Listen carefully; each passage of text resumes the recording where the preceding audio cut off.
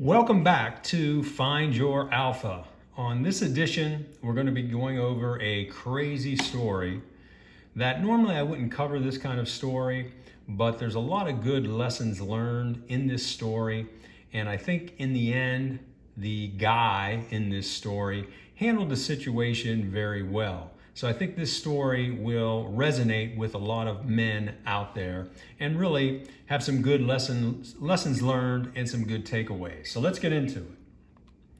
And you can see from the title here before I jump forward, my fiancée had her naked sister proposition me as a loyalty test. So let's get into it. I wanted to share the story that led to the breakup of the engagement to my fiancée. Amy and I met during Thanksgiving break of 2020. It was the day before Thanksgiving and I was at a popular bar with several of my friends. We began talking with a group of 5 girls, which included Amy and her sister Kendra. It was around 10 p.m. and the girls were all pretty drunk. Right there is a huge red flag. I have a philosophy: never get involved with any woman who gets inebriated, who gets drunk, or who uses and abuses substances. You know, you may find one that is a great girl and turns out to be a real gem, but from my experience and from what I've witnessed just growing up and just witnessing for myself, normally these women are trouble and you should avoid them like the plague. But you'll see this guy doesn't. My friends and I are all responsible guys. So you can see this guy and his, posse of friends are good men, probably very responsible in their lives, in their jobs. They probably all have good jobs and work hard and follow the rules, follow the laws. They are social drinkers and each of us drove, so we each nursed a single drink the entire night, along with a glass of water and several appetizers. So they were in fine shape. Now, let's compare that to the woman and her friends.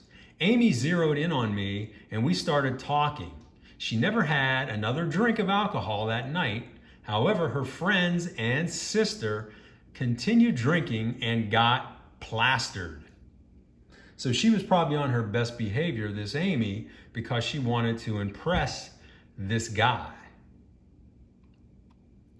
The bar was closing early at 12 o'clock because of C, and we know what that was, what happened back in 2020.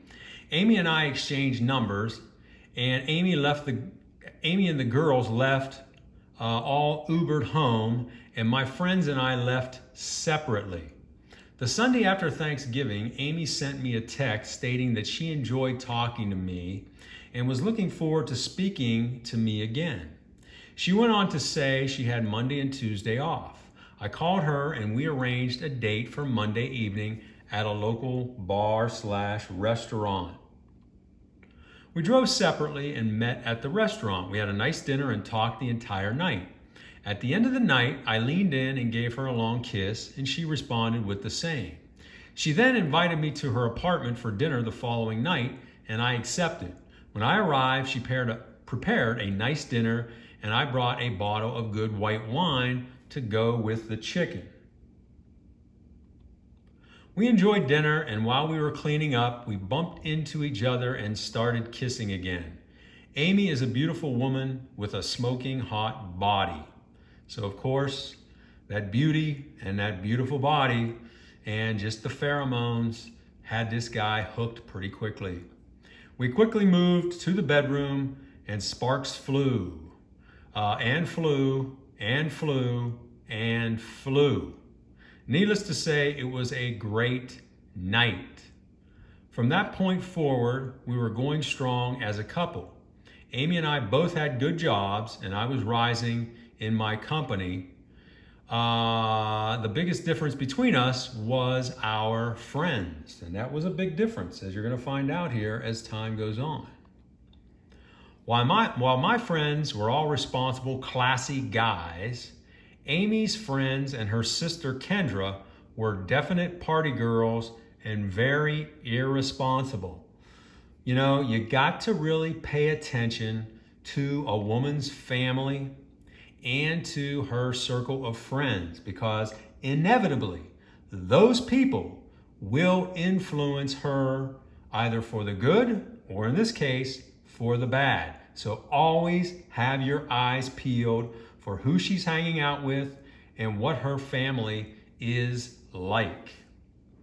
After Amy and I became an item, she stopped going out with them at night, as she knew I did not like their drinking and the things they were doing in addition to drinking. And he has here in parentheses, hooking up. So he didn't like that, and he didn't want her to do that, but did he understand that she came from that? So she was not only drinking, I'm sure she was also hooking up along with all of them. But it doesn't say whether he put two and two together here, and obviously at this stage he wasn't thinking about this because he was so enamored with her. I knew her sister and friends resented me and the monogamous relationship Amy and I had, but they kept it to themselves and were always very cordial around me. Now that's another thing.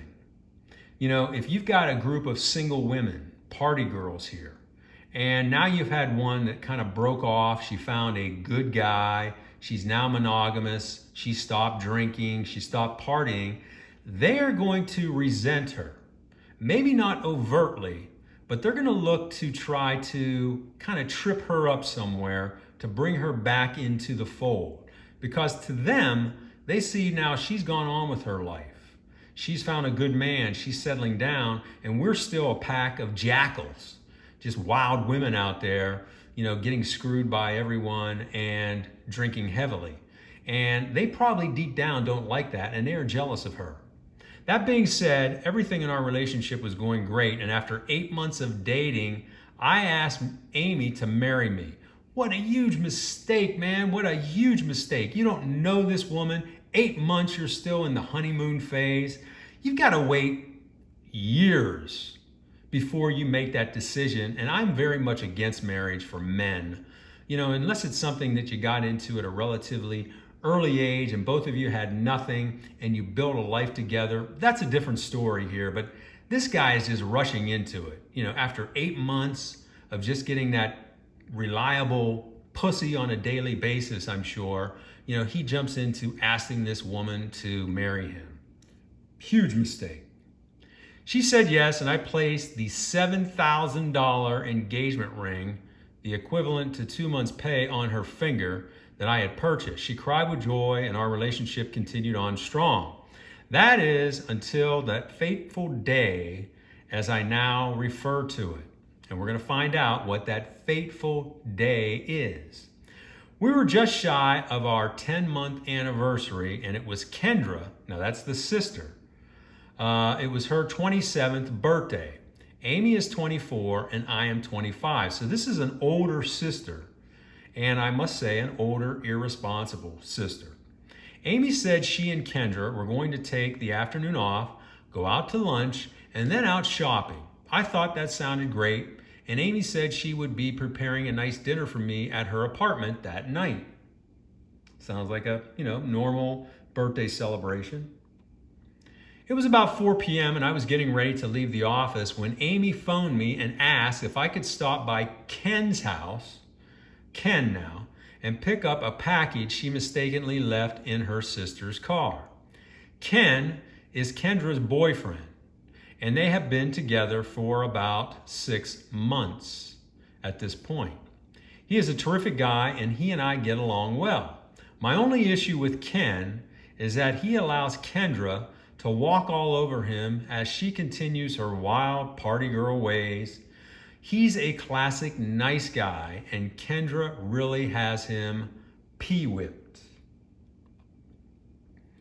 I arrive at Ken's house and knock on the door. No one answered, so I continued knocking.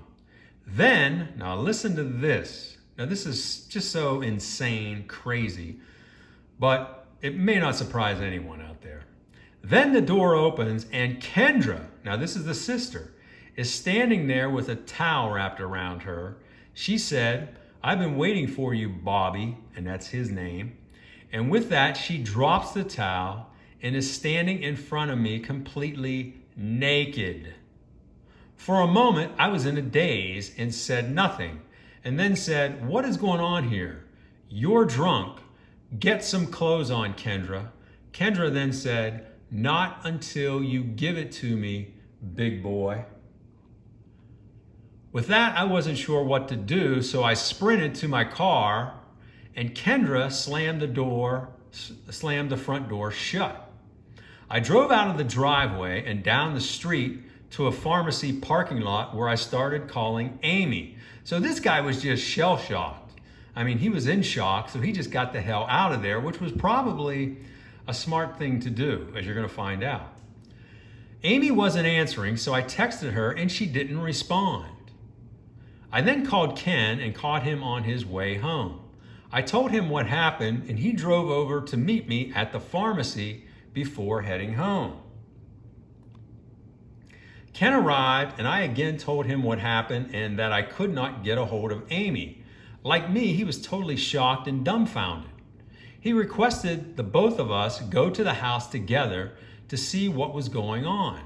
We got to the house and saw Kendra's car in the driveway. So that's not a good thing, here, because Bobby here, he said when he went to the door, this Kendra was drunk. So obviously she very likely drove drunk to this Ken's house. Not a good thing. Definitely not a good thing. We entered through the glass sliding door on the side of the house. On the kitchen counter, we found 2 empty bottles of champagne and a partially eaten box of chocolate strawberries. So these women were partying hard that afternoon. We walked through the living room and kitchen, and the house was silent. So where are these women?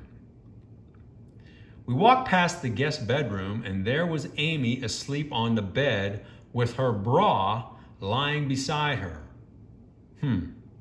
We then walked to the master bedroom, and there was Kendra completely naked on top of the bedspread and snoring loudly. Ken and I walked back into the kitchen and started asking ourselves, what the F is going on here? We concluded that they went out drinking and came back to his house and continued getting wasted. Well, they obviously did that. And were likely sleeping one off here. We then heard a text come through on a cell phone somewhere in the living room. Ken walked over and saw the phone and said, "This must be Amy's phone because it's not Kendra's." I said it was, and Ken handed it to me. Now, listen to this, folks. So it's not only, this girl had her sister try to proposition this guy, but you're also going to find out that she's doing some very terrible things here with her phone. I started reading the text that came through from a guy named Phil and saw a string of texts between he and Amy starting at 2:45 p.m. The last one from him said, "Your breasts are very beautiful. I want you now. Where are you?" I then went back and saw that Amy had sent this guy a photo of her bare breasts about 45 minutes prior, along with a text stating, "This is what you can expect if we ever get together." Now, can you imagine that? Just unbelievable. I was shocked and became angry. I asked Ken to come outside with me and I explained what I just saw and read. He was shocked. I told him based on this and the weird episode with Kendra, I'd be breaking up with Amy. Well, that goes without saying. I then told him I need to get that ring off of her finger while she's sleeping, as I knew she would not likely surrender it peacefully. So remember now, he just put a $7,000 engagement ring on her finger a couple months ago. We then crept back into the house and I entered the guest bedroom. Amy was out cold and she too was now snoring. So these are 2 classy girls here, man. She had her left hand resting on its side so I could get my thumb and index finger on the ring without touching her skin. I then slid the ring up her finger and removed it. She flinched a couple of times and I thought she would wake up, but she didn't. So he got lucky there. He got that $7,000 ring back in his possession. Ken then said he wanted to get a hold of Kendra's phone because he suspected if Amy was sending nudes to someone, then Kendra likely had done so as well. Kendra had her phone on the nightstand beside Ken's bed. He walked in and retrieved the phone and brought it out to the kitchen. Sure enough, Kendra was sending full body nudes, including full vulva shots to a guy named Anthony, and had actually set up a date with him to hook up. Again, what a classy woman here. We took photos with our phone cameras of all the incriminating text. We next devised a plan to confront the sisters, presenting them with the incriminating evidence and breaking up with both of them. Ken had a security system with cameras, so he moved 2 of the cameras to the living room and turned them on to record our conversations so the sisters could not twist the story. That was a smart thing to do. So he's going to take videos of them. Ken went to wake Kendra and I went to wake Amy. When Amy woke, she started immediately apologizing, saying how sorry she was for getting drunk and asking if I was mad at her. I said we need to talk and told her to come out to the living room. Ken and Kendra then came into the room. They were both silent, with Kendra having a concerned look on her face. I started off by saying, "Can you explain to us what happened here?" Amy said that she and Kendra Ubered over to a popular restaurant on the river. They arrived at 11:30 a.m. and didn't leave until 3 p.m. So how much drinking do you think they did in 3.5 hours? These 2 girls with their track record. And then remember now, they came back to his house and had 2 bottles of champagne. That's 8 glasses, 4 apiece. That's a lot. She said they each had 4 drinks at the restaurant. I then asked, "How did you get back here?" Kendra spoke up and said we Ubered back. So that's good. I said before that they drove, but it sounds like they drove to his house. They got an Uber, went to the restaurant, and then Ubered back. So at least they were responsible there and didn't drive. Ken then said, "When you got back here, you drank 2 additional bottles of champagne," and Kendra said yes. I then asked Kendra why she propositioned me at the door. Amy spoke up and said, "That was my idea. I'm sorry, Robbie. I wanted to test your faithfulness." I said, "What the F? You don't do something like this. Only a slut would do such a thing. You both disgust me. I am so pissed right now, I can't see straight." With this, Amy started crying and begging for forgiveness, telling me how much she loved me. Very typical response, as we all know. Ken then spoke up and just came out and said, "Kendra, we're done. Our relationship is over." She started crying and begging, saying that she was drunk and she would never do something like that again. Ken said, "Did you do this for Anthony?" Kendra asked what he was talking about, and he pulled out his phone and showed her pictures of the nude photos and text she was sending Anthony. She was busted. She again started apologizing, blaming it on being drunk. See, oftentimes women will do that. They'll do these slutty things, they'll cheat, they'll do all this kind of stuff, and then they'll say, "Oh, I was just drunk. You know, it's the alcohol. Blame it on the alcohol." No, don't blame it on the alcohol. They knew exactly what they were doing. She then said they were just 2 older married guys she and Amy met at the restaurant. I then spoke up and said, "You mean Anthony and Phil? The guys you and Amy sent nudes to were just 2 older married guys you met at a bar this afternoon? You send nudes to complete strangers after having a few drinks? Really classy women."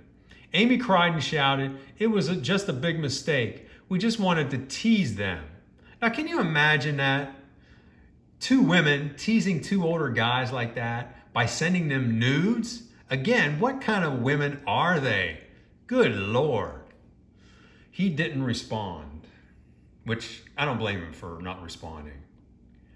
Amy continued crying and apologizing, but I looked at her and said, "Our engagement is off."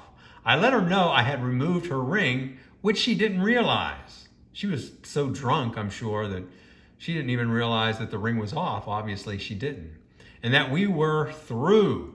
Both Amy and Kendra continued crying, and Ken said, "You both need to leave my home. I will drive you." Kendra said, "We're not going anywhere," started using profanity, calling us mother effing bastards for invading their privacy.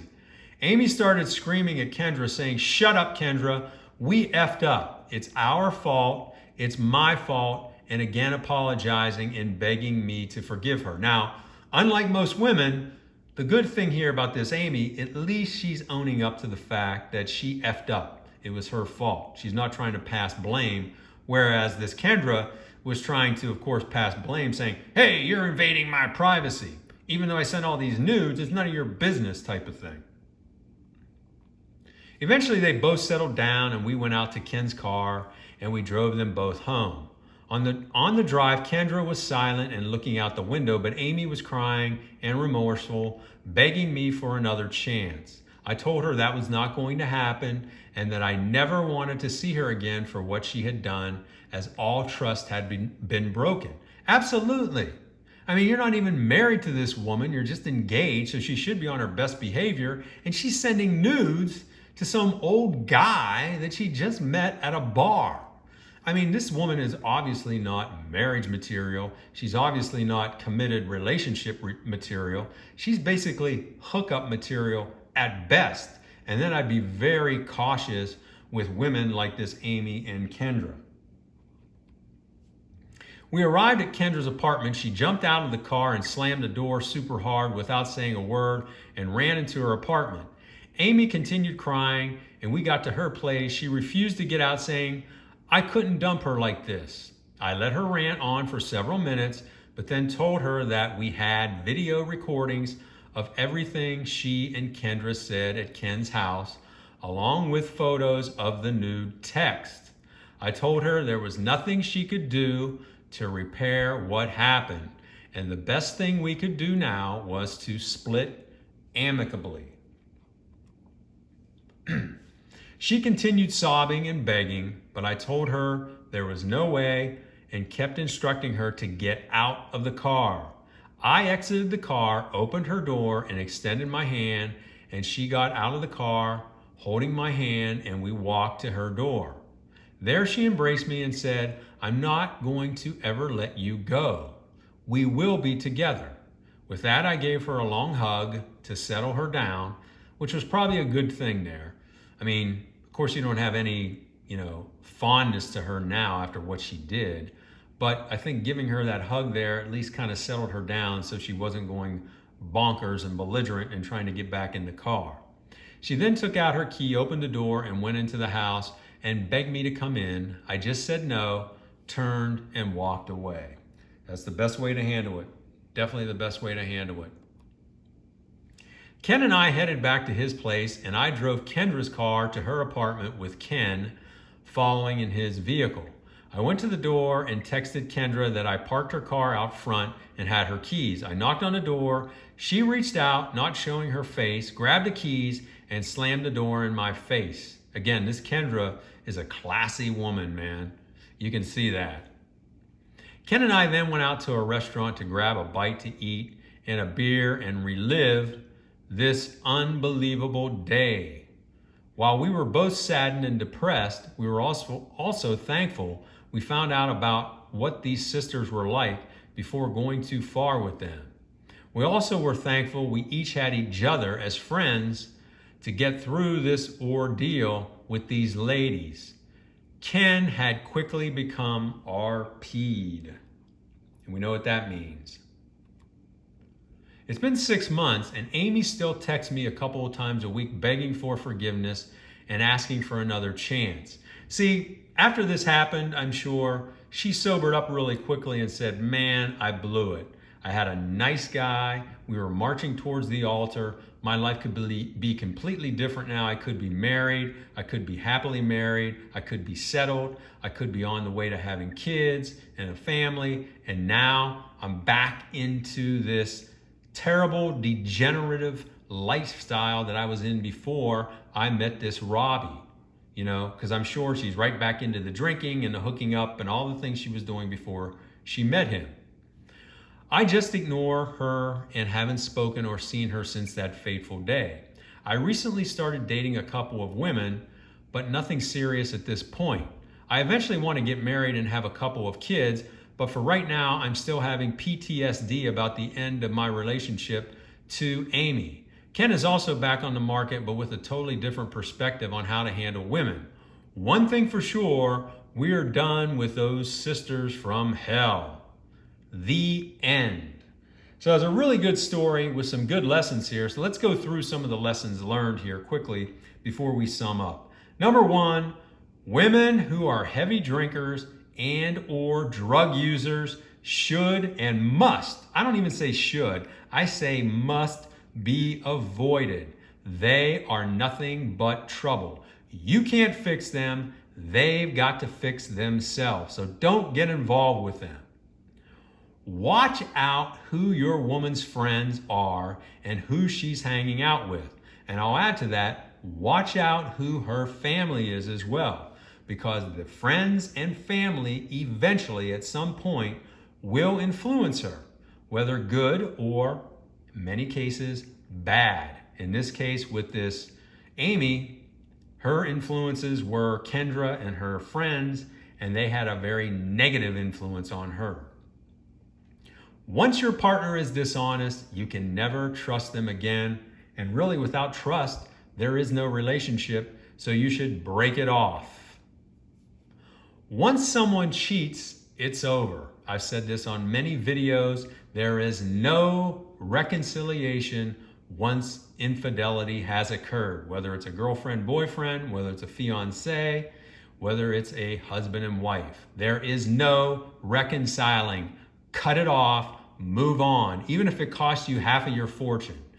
It's much better to be a happy person in life without, a burden of an unhappy relationship and a cheating wife than it is to be burdened with that. You want to go on, you want to live life as a happy person.